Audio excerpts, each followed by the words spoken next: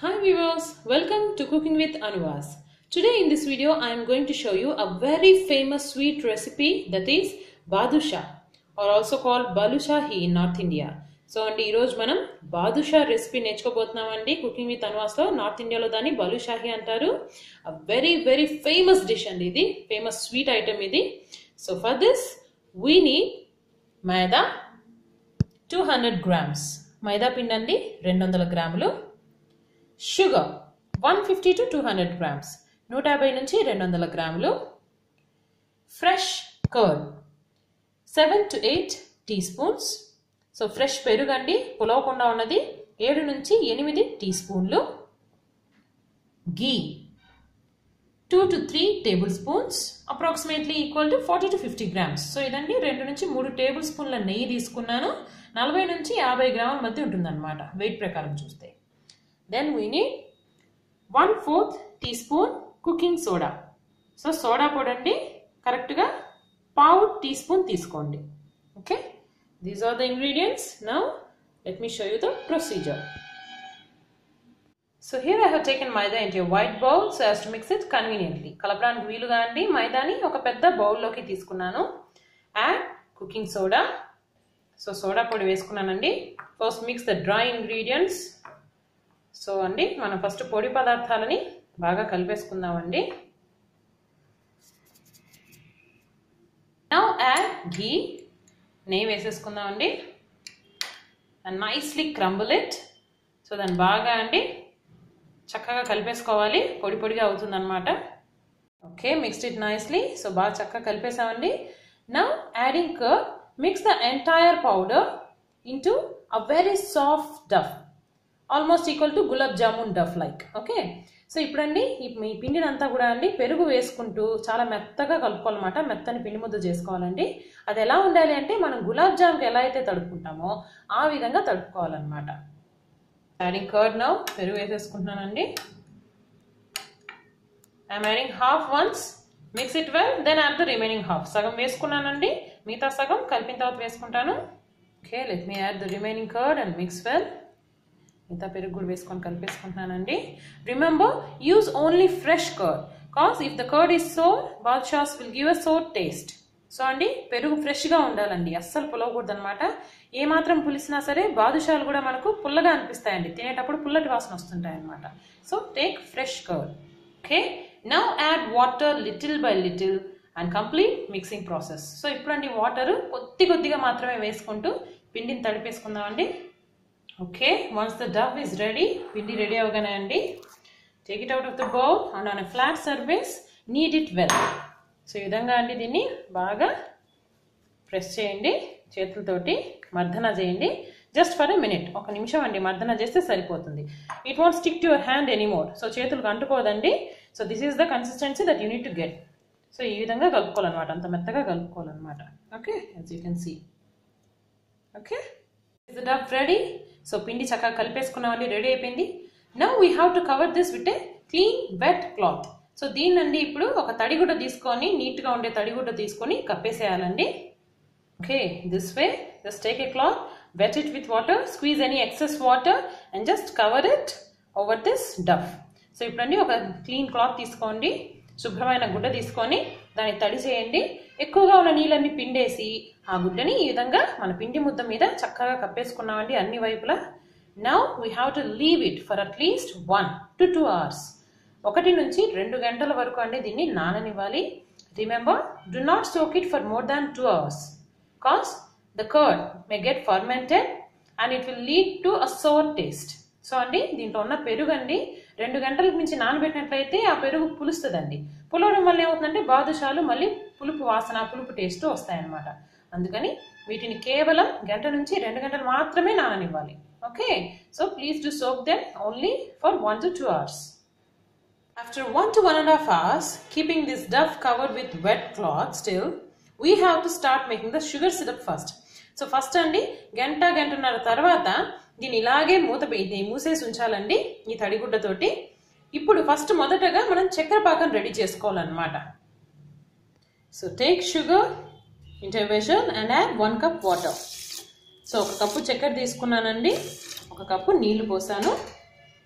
Now we have to get a one string consistency. So తీగ పాకం రావాలండి. So keep stirring in between, మధ్య మధ్యలో కలుపుతూ ఉండండి. And it should be of the same consistency that we make for gulab jamun. So gulab jamun కి చేసే పాకం ఎలా ఉంటుందో అదే విధంగా ఉండాలండి ఈ పాకం కూడా. So here we have got the one string consistency. తీగ పాకం వచ్చేసిందండి చక్కగా. So now we can switch off the stove and keep it aside. So ఇప్పుడు స్టవ్ ఆపేసుకొని దీన్ని పక్కన పెట్టుకుందామండి. Here is the tip for you. If you want to avoid crystallization of sugar, just add few drops of lemon juice to this syrup now and you can avoid crystallization of sugar. So అండి చక్కెర గడ్డలు కట్టకుండా ఉండాలి అన్నట్లయితే కనుక ఇప్పుడు ఈ పాకానికండి stove ఆపేసిన వెంటనే ఒక 4 చుక్కలు నిమ్మరసం కలిపేశారనుకోండి చక్కెర గడ్డలు కట్టకుండా ఉంటుందన్నమాట. So now I am keeping this aside. ఇది పక్కన పెట్టుకుంటున్నానండి. Let us take off the cloth now. గుడ్డ తీసేసి చూస్తానండి. So the dough is so soft. So మెత్తగా ఉందండి పిండి అంతా కూడా. So now we have to make badushas out of it. దీని నుంచి బాదుషాలు తయారు చేయబోతున్నామండి మనం. So first knead it once again. ఇంకోసారి దీన్ని ఒకసారి మర్దన చేయండి. Just for a minute. ఒక్క నిమిషం మర్దన చేయండి. You have to take small portions and make round balls between your hands, rolling them nicely. So చేతుల మధ్య అండి ఈ విధంగా గుండ్రంగా తిప్పుతూ చిన్న చిన్న బాల్స్ చేసుకోవాలి ఫస్ట్. This way ఈ విధంగా. Now slightly press between your both hands. ఒకసారి అండి కొంచెం అంతా ఒత్తండి రెండు చేతుల మధ్య to flatten it slightly. కొంచెం అంతా ఇట్లా నొక్కాలన్నమాట. Okay. Now with your index finger press in the center. చూపుడు వేలుతో అండి మధ్యలో ఈ విధంగా ప్రెస్ చేయండి. That's it. So now we have got the badusha shape. So here is the badusha shape. This way we have to make the entire dough. ఈ విధంగా అండి బాదుషా షేప్ లో రెడీ చేసుకోవాలి అన్నిటినీ కూడా. Okay. Okay, here one more. So after rolling, press it slightly between your hands. గుండ్రంగా చేశాక దాన్ని కొంచెం అంత ఒత్తామండి. Now make a depression in the center. మధ్యలో కొంచెం అంత ఒత్తండి. Yes. This way ఈ విధంగా. Meanwhile, place oil for deep frying and keep it in complete sim mode on very low flame. So అండి ఈలోపు బాదుషాలు వేయించడానికండి నూనె పెట్టుకొని తక్కువ మంట మీద పెట్టుకోండి. Okay. Here we have prepared them all. So ఈ విధంగా అండి పిండినంతా బాదుషాల్లాగా చేసుకున్నాం. Now we have to deep fry them oil లో వేయించాలండి వీటిని. So here is the most important tip for getting a perfect soft badusha. So అండి బాదుషాస్ చాలా చాలా మెత్తగా సాఫ్ట్గా జ్యూసీగా రావడానికి ఒక ఇంపార్టెంట్ టిప్ అండి ఇక్కడ. The oil should be very slightly warm. చాలా గోరువెచ్చగా ఉండాలండి నూనె అనేది. Initially when we drop badushas oil should be slightly warm అంతే. సో మనం కొంచెం అంత లైట్ వేడి ఉన్నప్పుడే ఆ బాదుషాలని నూనెలో వేసుకోవాలండి. Oil shouldn't be hot. Oil అనేది వేడిగా ఉండకూడదండి. So just check oil. See when we drop a ball of dough, see it sinks to the bottom. పిండి ముద్దనండి చిన్న ముద్ద వేస్తే ఏమైపోయింది అది వెళ్ళి అడుగున కూర్చుంది. So now this is the right consistency but the oil is slightly warm. You can feel it. So surface నుంచి టెస్ట్ చేశారంటే అండి మీకు వేడి తెలుస్తుంటుంది కానీ పిండి ముద్ద వెళ్ళి అడుగున కూర్చుంది. ఈ విధంగా ఉన్నప్పుడే బాదుషాలని ఆయిల్లో వేసుకోవాలన్నమాట. So now drop all the badushas one by one carefully into oil. This way అన్ని బాదుషాలన్నింటినీ అండి మెల్లిగా ఆయిల్లో వేసేసుకోండి.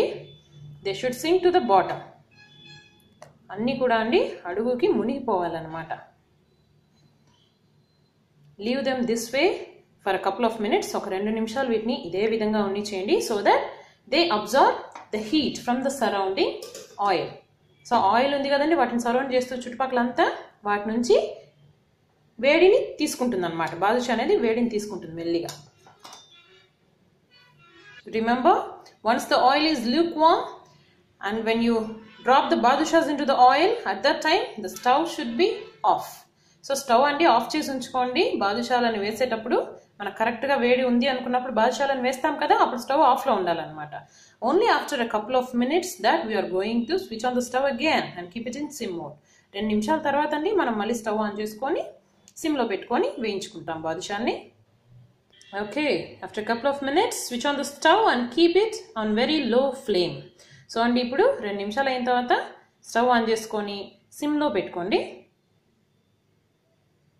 As you can see now, they are slowly raising up to the surface.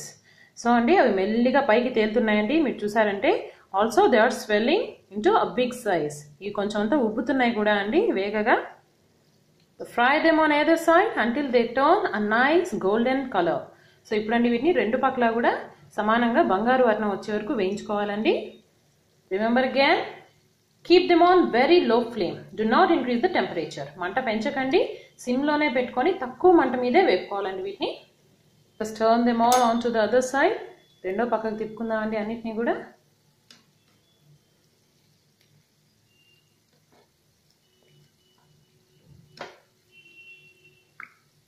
Carefully, do not break them.